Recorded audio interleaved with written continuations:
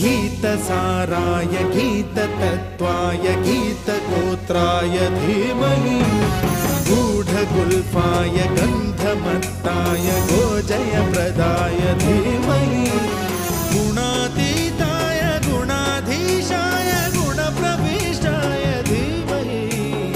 एकदन्ताय वक्रतुण्डाय गौरीतनयाय धीमहि